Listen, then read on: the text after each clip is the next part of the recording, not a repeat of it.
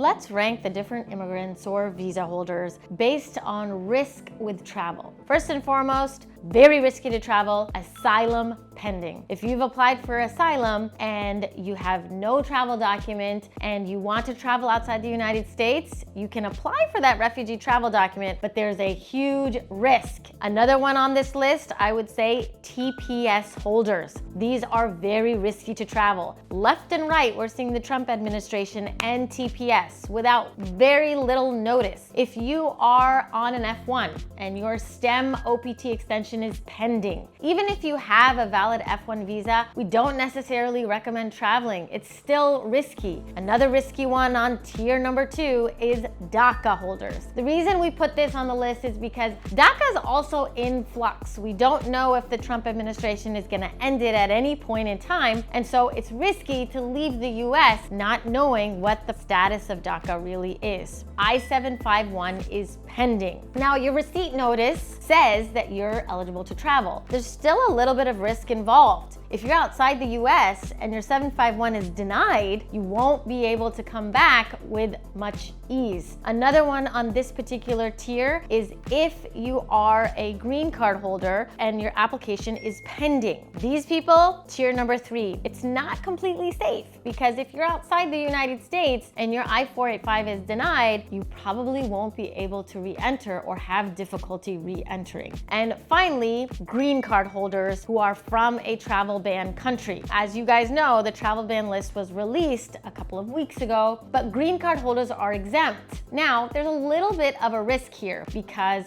if for some reason the CBP officer at the airport feels like you present some type of risk, there's still a risk of not being able to re-enter or being subject to detention upon entry. And finally, lowest level of risk are United States citizens or green card holders not from a banned country.